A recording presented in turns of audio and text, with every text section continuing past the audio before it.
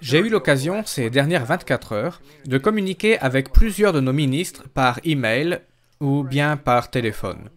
Depuis l'État de Washington jusqu'aux provinces maritimes du Canada, en passant par l'Afrique du Sud et d'autres endroits. Il est encourageant d'entendre que l'Église grandit dans plusieurs de ces régions et que nos membres soient pris en charge d'une manière ou d'une autre. L'attention et l'intérêt de nos ministres pour les membres, en s'assurant que tous soient pris en charge, fait très chaud au cœur. C'est agréable d'entendre ce genre de rapport. J'ai une autre bonne nouvelle à vous annoncer. Nous sommes sur le point de signer un contrat avec une nouvelle station. Je mentionnerai plus tard l'horaire de diffusion et la chaîne. Je donnerai ces informations lorsque le contrat aura été finalisé et signé.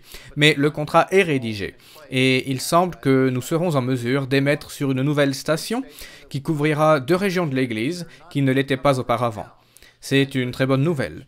Une autre nouvelle encourageante est que M. John Strain, qui est le pasteur de la congrégation ici à Charlotte, a pu donner le sermon ce sabbat passé. Il était absent depuis quelque temps car il avait été diagnostiqué avec un lymphome et il a subi toute une série de traitements pour cela. Mais ces traitements ont pris fin, il se sent mieux et il était impatient de pouvoir reprendre du service. Il a finalement eu l'occasion de le faire ce week-end. Il avait enregistré le sermon le vendredi soir car nous n'étions pas certains d'avoir assez de bandes passantes et pour d'autres raisons techniques. Mais nous avons eu une assemblée en direct, et nous avons pu diffuser son enregistrement pendant l'assemblée. Tous les membres, j'en suis certain, ont été très encouragés de voir que M. Strain a pu reprendre ses activités. Beaucoup de questions nous sont posées et des commentaires nous parviennent. En voici un de la Belgique. Un couple nous dit ceci: « Nous aimerions partager notre expérience avec vous. Lorsque mes parents sont tous les deux décédés, nous avons vidé leur maison et nous avons trouvé 2 mandolines dans un placard. Personne dans la famille n'était intéressé et nous les avons prises afin de les accrocher comme décoration sur un mur de notre salle à manger depuis plusieurs années. Mais récemment, nous avons décidé de les décrocher. Nous avons trouvé un site internet avec des leçons gratuites pour apprendre la mandoline et nous avons commencé à jouer des mélodies faciles. Environ 2 mois plus tard, nous sommes capables de jouer ensemble et de chanter en même temps. C'est une activité très agréable. C'était inimaginable d'y arriver. C'est amusant. Personne n'est jamais trop vieux pour démarrer un nouveau loisir. Voici donc une idée supplémentaire de ce que vous pourriez faire de votre temps libre pendant ce confinement chez vous. Une autre personne a écrit sur la chaîne YouTube du Monde de Demain. Il écrit: « Je suis membre d'une autre foi, d'une autre dénomination, et je n'ai pas l'intention de changer, et je n'essaie pas de changer qui que ce soit sauf s'il est intéressé. Mais cela étant, j'apprécie beaucoup la chaîne YouTube du Monde de Demain. Je ne peux pas imaginer que je puisse connaître la Bible au point de penser que je n'aurai plus jamais rien à apprendre. Merci et que Dieu vous bénisse. » Nous sommes heureux que cet homme ait découvert notre chaîne qui lui permet d'en apprendre davantage. Même s'il est affilié à un autre groupe, à une autre foi, c'est son choix et nous le respectons. Nous sommes heureux de pouvoir lui rendre ce service.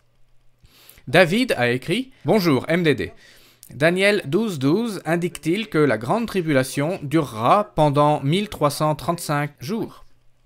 Si oui, par quelle méthode ou quelle interprétation des évangéliques disent-ils qu'elle durera 7 ans? Comment font-ils rentrer 2520 jours en 1335 jours? » Cette question est un peu trop complexe pour y répondre dans le temps imparti pour ces communiqués de courte durée.